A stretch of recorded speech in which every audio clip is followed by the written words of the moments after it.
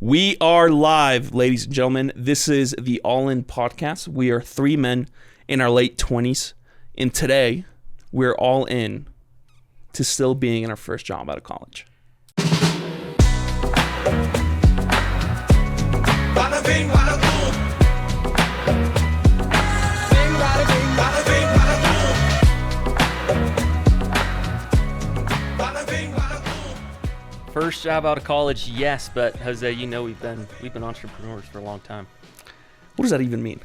We've had our fair share of jobs in our day, unique jobs, I'd say, right, John Michael?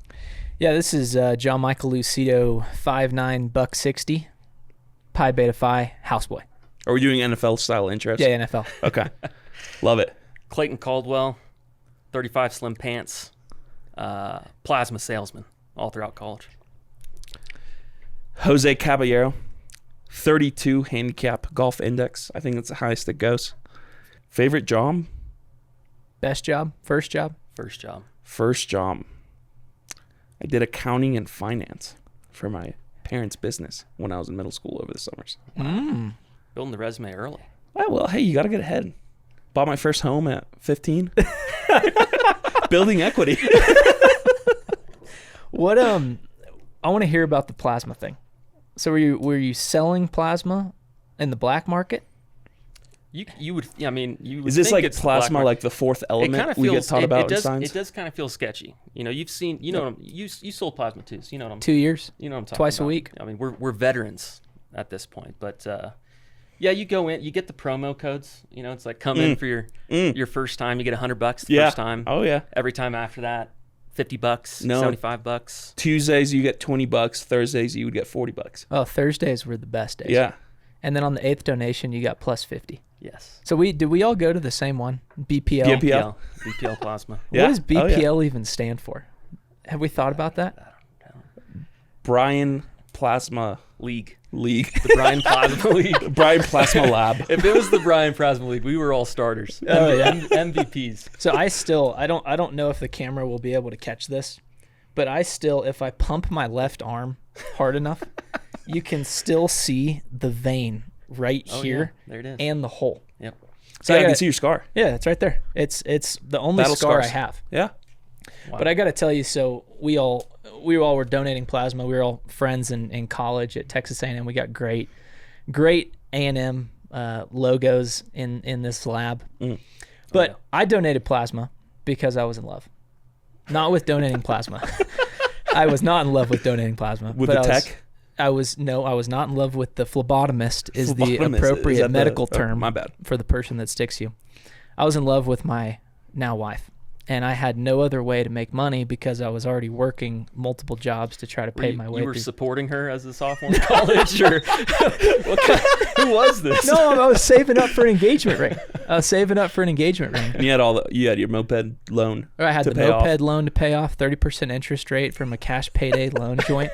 Those places know how to do business. Oh yeah. You get an 18-year-old college kid who needs $1,000 cash. He has no idea what interest is.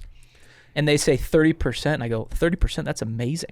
You are who they are excited about to walk through the door. The target A demographic. 30% $2,000. Oh, I mean, They said, "You have load. a full-time job. How are you gonna pay for this?" You're like, "Yeah, I'm an entrepreneur." plasma salesman. But you guys know the story. So we were donating plasma. I was doing it to save up for the engagement ring. Mm-hmm. Yeah. Finally got the engagement ring through another loan. and I brought pictures of the ring back to BPL, the Brian Plasma League. And I showed pictures to my phlebotomist, and she goes, "We call that a blood diamond."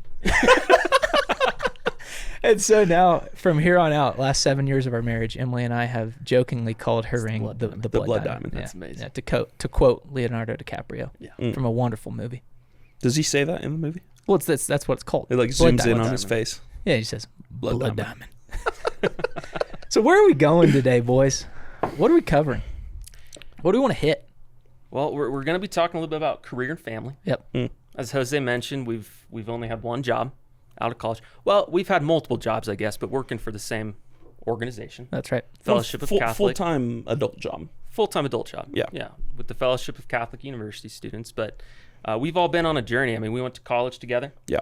Jose, you took a victory lap, so you were Had to. you were one year behind us, but we've been friends since college. Yep. We've been missionaries together. 2.8 GPA for myself. Hey, And that's the high end of this table. that's a comeback story. That's we'll get into that at some point. John Michael's college career, I guess. But I mean, in the last what 7, 8, 9 years, we've been we've gone through a lot of different life stages. Yep. I got married at 23. John Michael, you got married at 22. Did you 22. Yeah, 22. 22. And Jose took a while. Yeah. 28. Always like taking my time. 28. 28. Hey. But I've got 3 boys at home, 4, 3, and 1. John Michael, you've got 3 kids yourself. Yep, 5, 4, and a little terrorist who's 18 months old named Lawrence. And then I got 1 boy in the way. Cooking. Yeah, cooking. Where my wife and I had this argument last night. Our due date isn't 2 months. Her app says she's 8 months pregnant because she's in her 8th month of pregnancy, but we've only completed 7 months. So she's 7 months pregnant or 8 months. My grandpa, growing up, whenever he turned 79, he refused to tell anyone he was 79. He would just say, "I'm in my 80th year," because he did that every year. We could all say Always we're in 80. our 30th year then. Yeah, no, it's In this table. Yeah, that's true. Well, I'm 28 and a half still. Yeah, you're young. Oh, you turned 20. You're August, baby. Yeah, I feel like I'm at that point where I still, I feel young, so I have to throw in the half in there to, Yeah. Pump you up. yeah, makes me seem older. Hold on to it. Makes me seem older. So, but career and family, like I was saying, we've worked for the same organization all this time, but a few different roles along the way, and then every life stage so far, going from single to engaged to married, having your first kid, second kid, third kid. John Michael, you have a son with special needs. Jose, you're about to have your first child, and so we wanted to talk a little bit, I guess, about our experience growing up in the same job that we had when we first got out of college. And our experiences together along the way as well. Right. So. Yeah, I mean, I think the beauty of this table is that we've seen each other at all these different stages of life, and we've been on mission now full time together for 7, 8 years. Yeah. And plus college too. I mean, we were on mission as college students to sharing the message with other men. And I think to say that we've learned a lot in 7 years is kind of funny because we don't exactly have career longevity in this group. Yeah. But I do think we've learned a lot, and we hope to share that. So I think maybe would be a good place to start is just like what's the tension and balance of career and family. So we're currently trying to teach our oldest how to ride a bike, which is hysterical because she's a girl, and that's not why it's funny, just to be clear. But it's funny because you would never think it's challenging to ride a bike until you try to teach it to a 5-year-old. Yep. But what I'm learning is so she did the Strider bike, which is the bikes without the pedals. I wish they had those when we were growing up. Do you just use your feet? Yeah, you just use your feet. Little ones? Yeah, it's like a scooter, but it's a bike. Yeah. It's a Strider. scooter bike. It's a Strider. Yeah, Strider. But now we're trying to transition to the big leagues. Yeah. Training wheels. And the part about training wheels that's helpful is you don't fall off to the left or to the right. Yeah. Which is a good analogy for career and family. Is if you lean too hard left to career, the wife and kids are feeling like, hey, where's dad? Yeah. Is he bought into his career at the sacrifice of us? If you lean too hard to the family side, you miss out on the virtue and excellence that comes from being successful, not in the worldly sense of a career, but actually putting hard work towards a good, which is work, and that God tells us is good. So, yeah, what have you boys learned about that? Any mistakes along the way in that regard? Leaning too far one way or the other? I mean, I really like the bike analogy. That's something that we've used at Focus New Staff Training. John Michael and I have both taught a class to our married and engaged missionaries on kind of what it's like to be married on mission, engaged on mission, and how do you you're not working at normal hours with a normal schedule. Right. So how do you balance that? This isn't a 9-to-5 job, but I think with the bike analogy, you know, a lot of people will talk about living in the tension. Yep. You know, you got one thing pulling you this way, you got one thing kind of pulling you that I got way. a lot of tension in my back. Well, you've a done lot of muscle you've done an spasms. Ironman. You're leaning over on that thing Yeah. for a long time. But when you're on the bike, you're in control of the bike. Right. And when you're riding a bike, it'd be really boring just to ride, you know, straight ahead. Yep. Never make any turns. Never use your body. You know. But when you're riding a bike and you're going fast and you're turning a corner, you're leaning really heavily to the left. Yep. Like those motorcycle dudes. Like those Oh, motorcycles. yeah. You ever watch those videos? Oh, yeah, those are shoulders so scary. They're scraping the ground. Yeah. You know. But then you can't do that forever. You got to come out of that. Yeah. You know, you hit a straightaway, and then you're leaning heavily the other way. And it's not always like that. You know, you got some, I guess, shorter turns along the way. But all the while, you're still in balance. Yeah. You know, those guys are extremely balanced, leaning all the way over to the Yep. side.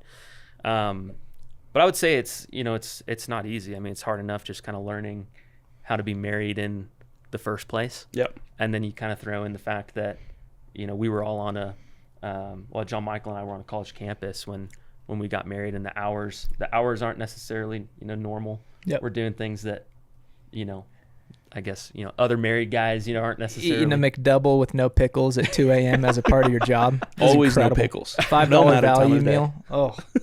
Well, it's funny because, you know, you look at our stage of life now and, Yep. you know, being a little bit more in the office side of an apostolate. But you got to remember, too, we weren't always like this. Yeah. And so our college jobs, in a lot of ways, for better for worse, you know, either underprepared us for what it's really like or over. And, I mean, I'm just sitting back thinking of, Jose, you working multiple jobs for only a couple of weeks and Well- your retirement party. Yeah. Yeah. I've retired 3 times in my lifetime as a 20-year-old. So you could say that I have a lot of experience and wisdom to give off. The first time I was in 8th grade, I was working for my parents over the summers Yep. just to make a little extra cash. I want to say it was like payroll, accounting. I don't know what it was. I just remember there was a spreadsheet in front of me. And Did you I know just how to work I a just had to spreadsheet? highlight things. That's high level. I don't know if it was That's helpful amazing. for my parents. They just wanted to give me some sort of responsibility. It's good to know that our 6th grade computer classes actually had an application in your life. to pay it off. Yeah. Yeah. Yeah. And, you know, did that, highlighted some stuff left and right, yellow, green, red, any color.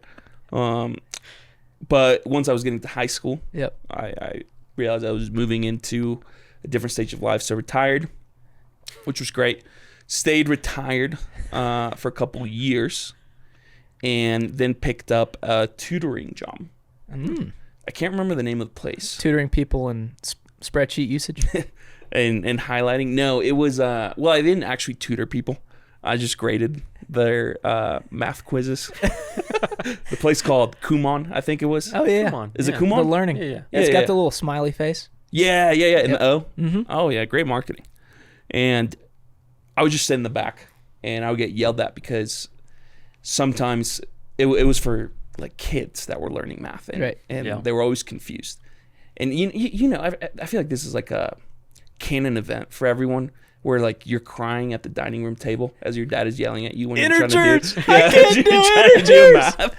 math. And so it's like all these little kids that are like scared to ask a question, Right. and there's no adult in the room. They're just like doing these like little worksheets, and they come up to me and ask me a question, and you know I answer it, and I would get talked to after my shift because I wasn't allowed to speak with our customers. I wasn't allowed to actually teach clientele. them anything. Yeah, to our clients. So that was tough. So after a couple months there, I realized that I didn't need to be tutoring. So I retired then. How was your 401k at that point? Oh man, I drained it twice. No So- match. No match at No. Kumon. No. Then so by the time I got to college, I picked up a lot of odd jobs, but I think it was by my 5th year, I was bored. All my friends had graduated. Yep. Right. You guys didn't do a 5th year. For any of our listeners that do, it's the best year. You're still a person. It's the best year of college. Oh, absolutely. You know everything. You feel like you know everyone. Been there, done that. You're like unless you did it wrong, you're not taking that many hours. I think I was taking 6 and 4 hours. No.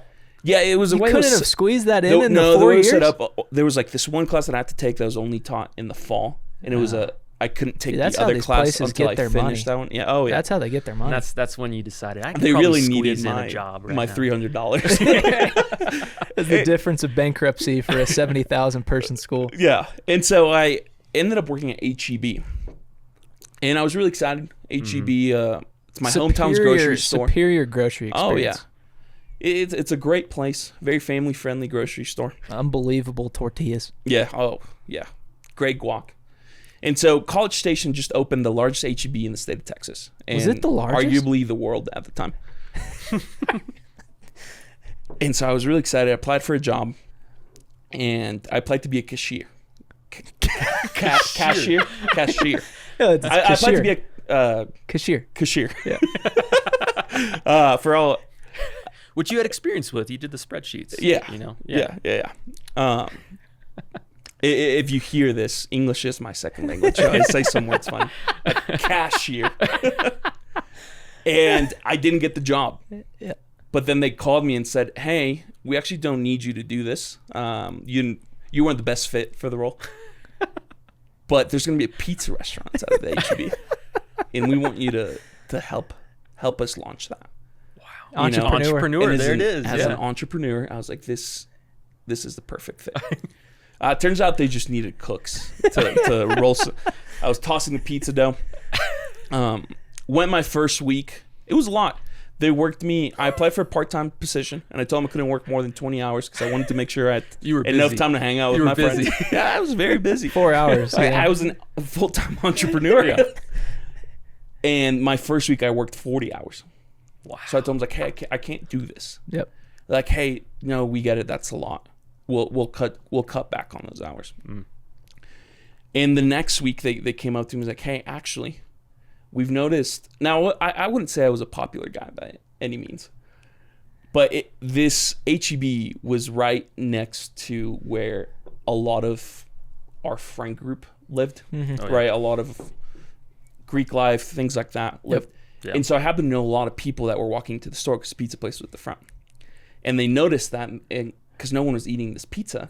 So That's like, because hey, you were making it. can you actually go stand by the door and just greet people? You seem to know a lot of these people, and just like invite them to get some pizza. And so they just used me as a walking advertisement at the front. Did you have an affiliate link? No, sadly. Oh. But after they got a pizza, I'd have like my iPad like, hey, do you want to tip me? Yep. 20%, 25%. And anyways, they worked me 40 hours. Again, I was like, hey, I can't do this, guys. And they told me, like, hey, just give us a couple weeks to figure it out. I was like, I'm not going to give you 80 more hours. Yeah. And so I quit on the spot. Wow. Didn't give them 2 weeks because I'd only been there for 2 weeks. I figured that was Fair that would have been more disrespectful than anything. 100% of the time that you worked there. But the next day, I had a great idea.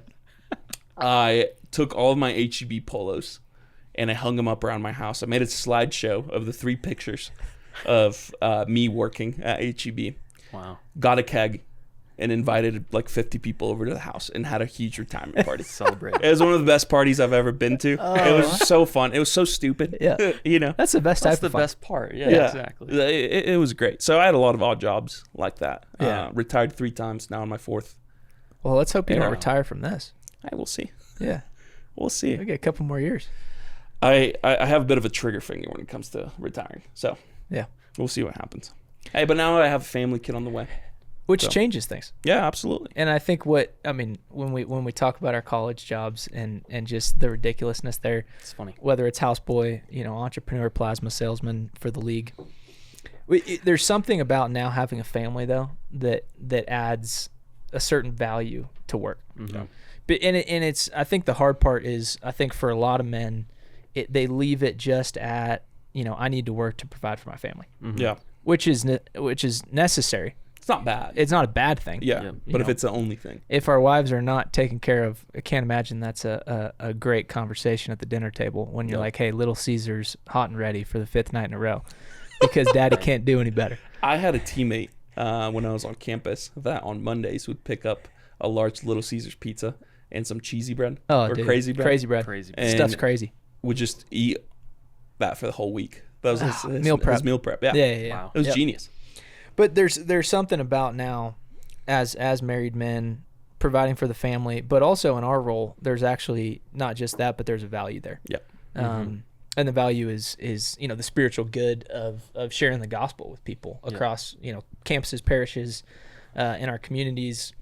I'd love to hear too, Clayton, from your point of view. You're stepping into a new role and focus right now. What's the value of your work in terms of does it sanctify us? Does it make us holy? What's that? And there may be people out there who are like, I don't like my job. Yeah. What's the purpose of it? If it's more than just putting money on the table, what's the purpose of something that I'm doing? Well, yeah, I mean, we're blessed to work for Focus. Now I work for the Focus Mission Foundation. And so there's an element of like, my work isn't just, sanctifying in the sense that, I'm working explicitly for, an apostolate. Right. That's spreading the gospel. I mean, Jose, if you were still working as the pizza guy for HEB, there's still an element of. That was more of a marketing. Would you say you were sanctified in that? How sanctified did you get? Not much. Yeah. A lot of steps at the door. Well, there was. it. I mean, you were in college, and it was just a job to make money in the same way that selling plasma. I'm sure we could come up with ways that sanctified us. When you're dehydrated and you can barely walk. Oh yeah, absolutely. And you have to eat the goldfish afterwards in the Gatorade. Yeah. The mysteries just come to life. Oh yeah, great prayer at the Very table. sanctified at the Zeta house as a houseboy as well.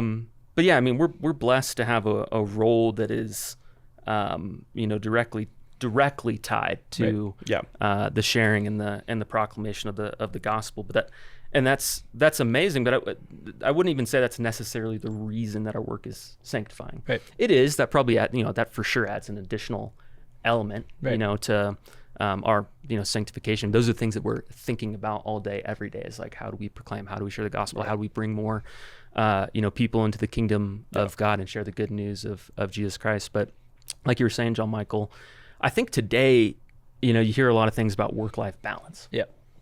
Work-life balance. They need a bike is what they need. They need to. That'd be a great, like expo for a job. Yeah, teaching them about work-life balance. But, you hear a lot about that. Working the 9 to 5 and remote life nowadays. I'm working remote for in order to have work-life balance. But your job is more than that. Yep. Even if you have the smallest of roles, like putting the pepperoni on the pizzas at HEB, or putting the bread pudding in bowls at the Pi-Fi house for the girls for their dessert afterwards, or sweeping the floors there. There's an element of just like, I am offering myself for the sake of the glory of God. Right. I'm laying myself down in some way for the sake of the glory of God. Yeah. I'm giving myself in some way for the sake of the glory of God. And in all those things, we can, raise our minds to God as well, and offer them to God in the silence of our hearts. So, but yeah, I mean, we're fortunate to work for Focus, but I don't know. What do you think, Jose? About what? I mean, just about the whole thing. I mean, work-life balance. It's just such a big. It's a big thing. You hear that a lot. Half the time you were speaking, I was just thinking about how when my dad taught me to ride a bike, I just remember crying. My grandpa threatened to throw the bike. We were living in Tampa, and I was like, 5-6 years old, and my mom was trying to teach me how to ride the bike. I was with my papa, and I was just crying and throwing the bike on the ground, and my papa threatened to throw the bike in the ocean. I still remember it. And then my mom got on the bike. She got on the bike and started showing me how to do it, and I was just weeping, crying, and this would be a good time for the therapist on set to hop in and deal with this. Well, mine didn't get thrown. I remember crying a lot. Do you know how to ride a bike? Yeah. Oh yeah. Okay, Yeah. I just want to make sure. Yeah. No. Yeah. I know how to ride. Did you ride a bike in college to a class? Yeah. Yeah. In fact, I got a concussion once from that. Different story. But anyway, I just remember crying because I kept falling, and then my dad was like, no, it's fine. If you go down this little hill, it's going to be easier with the momentum. And then I flipped over the front because I used the front brake. Yeah. And just Aiden had like this huge scar on my, not scar, but just like Battle wounds. probably a scratch. But as a little kid, I'm like, I think I'm dying. Oh yeah. So I stayed away from bikes. That's mostly what I was thinking about. But work-life balance is just so funny to me. Yep. Like, what does it mean to have work-life balance? Now, I think depending on the job, there is some sort of healthy balance and tension, right? You're like working we were 90 talking hours about. a week. You may need to balance that out a little bit. Yeah, but there are times, depending on the job, right, where 1 week might require, like you're saying, with the turning, like with motorcycles, it might require a little more time, right? And that's okay. Or, a job like Focus as an on-campus missionary, where you don't have normal hours. It's not a 9 to 5. And I hear this a lot, and I was guilty of it. Yep, me too. I was like, I just want work-life balance. It's like, well, what does that mean? I think what people want is integration. Yes, right. For sure. And so when they're saying work-life balance, they feel this kind of dichotomy of self. Yeah. It's like I'm a different guy at work than I am at home, and I kind of they couldn't identify this because maybe they don't have the language, but they want to see these worlds connect, and not just at an awkward company Christmas party, the Office episode. Yeah. But that's not work-life balance. Work-life balance is in who I am. Am I the same man of integrity, virtue, in the workplace? Yeah. And at home. That's work-life balance. And I think about our we got a great set here in the lab. Yeah. But we got St. Joseph holding a Zen can. And he in a lot of ways, Kudos to St. Joseph for that. yeah. I mean, he's the example Yes. of work-life balance, right? Because through his work, he balanced his life, which is rising up, God himself. Yeah. And it wasn't this dichotomy of like, well, I'm working now, and so I can't talk to, Our Lady. That would have been probably a bad idea. She probably would have held that against him in heaven. But also I'm inviting Jesus to come see me work. Yeah. And I'm inviting him to watch the ways that I'm crafting something. And now he's going to craft spiritual life in millions of souls. Yeah, there was integration right to that. And how do we do that? Especially coming out of college when there's zero integration. Totally. Right? It's just like... Well, and our culture doesn't teach integration. Yeah. Right? You go to absolutely college and you go to class and it's about technical accounting. Yeah. And then you leave class and you're trying to navigate a relationship with a girl that's crying to you every 3 days. Yeah. And in some situations every 3 hours. And you're just like, how do these things go together? Yeah. I've been trying to teach my 4-year-old about. That's a great way to start a sentence. About stewardship. So I've been trying to teach him. We were trying How's to get that going? Well, I'm trying to teach him the word. I'm like, Joseph, do you know what stewardship is? Can I tell you about what stewardship is? Because we're trying. He wakes up in the morning, and his first job, I usually have a breakfast taco with HEB tortillas. Come on. Ready for him and his brother John Luke. And after they finish breakfast, the first thing they do is they go and they empty the dishwasher. That's like their big thing. Your 4-year-old can empty your dishwasher? It's amazing. Is Joseph it paper plates in there? No, we've soggy broken plates. we've broken a couple glasses. Okay. But they take the chairs into the kitchen, they put them up next to the island or whatever, and they put all of the dishes away. It's amazing, and it takes them a long time. Sometimes we have to help them, and occasionally, probably only once or twice, there's been a broken glass, but that's kind of their entry into like the participation in family life. Yep. Joseph really loves. We just got him both a little broom set, so they help sweep after dinner because Let's his go. youngest son Levi is, a disaster in the kitchen. But I've been trying to teach him about this word stewardship, because I don't want to just tell him. I don't want to just say like, hey, go clean the toy room. Right. Go pick everything up in there, because that's what you're supposed to do. Right. Or go pick up the clothing room. It's a mess in there. Or put the dishes away. But the idea of stewardship to me, it kind of embodies like a direction of life. Yep. And I think that's probably a big thing when we're talking about this integration, like work-life balance, is that when there's a separation of work and the rest of your life, it's your whole life isn't oriented towards a direction. That's what we're talking about with that, with the integration. I want my son to know, like, hey, you're a part of this family. Yeah. Everything that you've been given has been given to you by God, and the direction of your life is that you are responsible for stewarding all of the things that have been given to you. That includes right now your stuffed animals. Yeah. That includes your blanket. magnet tiles and your blanket. And right now that includes relationship with your brother and your responsibility to the family. And he's 4, so I can't expect him to do to do everything. Well, But Jose was balancing spreadsheets at 12 years old, No, so he that's- might be behind. I Well, might I be. was a bit of a prodigy. Prodigy. Second language. prodigy. Prodigy. Protege. Prototype. Yeah, Prototype. I was a bit of a prototype. You are. You're still a prototype. Yeah, Really? still rounding really. that out. Yeah. But yeah, I think there's something there, because if you don't see your whole life as oriented towards a singular direction, Right. and for me and my family, as it is for you and your families Yeah. as well, is for AMDG, Right. Jesuit educated, baby, Right. for the greater glory of God, and everything I do Yeah. is moving towards that. And then I look at my life and I ask myself, what has God given me? The possessions that he's given me, what responsibilities has he given me? Yeah. What relationships has he given me? And how can I steward all of that, towards his greater glory, I think the thing I was thinking about when you were talking is first of all, that was well said. Very good. Just got to say.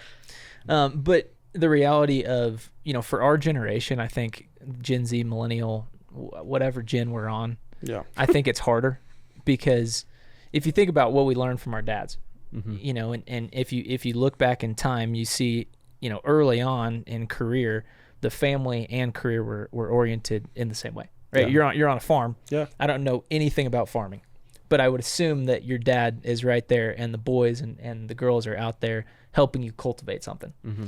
And now we live in a world where dad leaves at 7:30 and he comes home at 5:30, or he walks to his remote shed Mm-hmm. in his backyard or his office or whatever, and they don't get to see our work. Yep. And so I'm wondering if part of this is, can we Yeah. get our kids involved in our work somehow? Yeah, and what I was thinking as you were describing how you're trying to teach Joseph this, of like, yeah, he probably doesn't get it right now, Mm-hmm. but how different is that to? And I don't blame my father for this, just like any dad. He was doing his best, but when it was just like, hey, go mow the lawn, Right. and it was just like, are you kidding me? It's 105 degrees outside. Yeah, and everything, all of my thoughts and actions during that time were pointed towards do this as quickly as possible, Yeah. so you can go back to playing Call of Duty. Hit Right. the sticks hard after that. Or it's just like, I need to get this done as quickly as possible. Mm-hmm. There was no stewardship there, Yeah. right?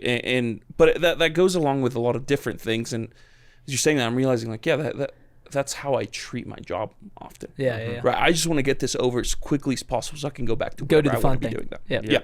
Go hit the tea time. And I see that so often with my college friends that are now in different careers, or with my Yeah. peers, or myself, my wife, with whoever, of it's like, yeah, it's a lack of stewardship. That's what it Mhm. is of it. Yep. Because we're not taking care of it. We're not integrating things. Yep. And how much of that goes back to, yeah, we were just told to do things. It was just a task to do. Right. Mm-hmm. Hey, clean the dishes. It's like, oh gosh, okay. Get the You know, report done. I cleaned them yesterday. My brother hasn't done anything in weeks. And it's like, yeah, there's He's on no zombie level 70, but I've mowed the Round yard 70, 6 yeah. times. Yeah, absolutely. And so it's just like, yeah, how much easier would it have been to adjust to life post-college, post-grad, Absolutely. if we're really learning that at a young Right. age. Mm-hmm. Even if we don't get it at first, right? It's probably going to take years Yeah. for Joseph to fully understand what's happening. But Well, I think that's the hope of the podcast is we have a generation of men that, we got to make sure that, they understand that we are just as jacked up as they are in Yep. terms of gap to where we need to be, and maybe even further than a lot of them Yeah. in terms of where we need to be. But I think that's the hope, right? Is that we're saying we're all in. We're all in on career. We're all in on family, but with the recognition that there's so much room to grow. And we Oh, joke about career longevity, and we're giving career advice, 6-7 years. I just figured out how to schedule send on Outlook. It's an amazing oh, it's amazing. feature. I did it last week too. It's amazing. Woo. I set one for August 15th. Dude has no idea what's coming for him. 2 months out is kind of crazy. I mean, I did mine have 3 that days out. highlighted Yeah. in my schedule. Yep. It's Immaculate Conception. Yeah. He's not working, but boom, 8 a.m. He's got an email. I think it's the assumption, right? But Yeah. Am I- It am I is, right on- it is am I a right? Marian It's a feast Marian- day. It's a Marian feast day. been and my mom's transferred. birthday. Is it really? Yeah. I just know I need to go to mass and call my mom on that day. On Christmas? Pretty much the same thing. On August 15th. Oh man. Yeah, we got a lot of work to do, whether it's knowing feast days or Yeah, we're being with y'all. We integrated. don't know our feast days either. Every day is a solemnity in this office, baby. Yeah. And yeah, That's where we are. That's where we are. All in. we're all in All in. on career and family. And, Stewardship. maybe 7.5 months into being married. Yeah. And I'm like, I have no clue what I'm doing. Right. Right. 8 months pregnant, though. It's It funny. depends on the app. Depends on the app. This has been like a little funny. I'm sure because you guys also got pregnant on y'all's honeymoon. We had just So, 8 months and 28 days after we got married. Yeah, so we were- I have we to, were like, 9 explain months it and all 1 the day. time Yep. of pregnancies for a target audience probably doesn't know how pregnancies work just yet. Is this the birds and the bees Yeah, talk? birds and bees. Do we need to explain listen this? up. So they start counting it right on your wife's last cycle. Yep. Which for us was 3 weeks before She hit for the we cycle? got married. What She hit for the cycle? Wait, what? Cycle. cycle? Cycle. Min- Like the bike menstruation. thing? Is that what you're talking about? Yeah, like cycling for bikes. Not like menstrual cycle. And so it's just been funny telling a lot of like my younger friends that like, oh yeah, we're 7 months pregnant, and you could see them starting to do the math. They in do their the head. math, yeah. And I'm like, I have to explain this every time. Right. Oh man. Wow. Well, we're all in here today. We are all in on being right on the line between appropriate and inappropriate. We are all in on career and family. On pregnancies. We are all in on pregnancies, and we are pumped for this podcast. Just We're getting pumped going. for our listeners. Go ahead and tune in. Go ahead and ground stomp that like button. Go ahead and just body slam that subscribe button. And go ahead and just arm to that notification button. Is that the bell? Yeah, the bell. Turn on the bell. We want to go ahead and just baseball bat that bell to make sure all of the All-In podcasts are coming straight to your device, and turn off that do not disturb because we're coming.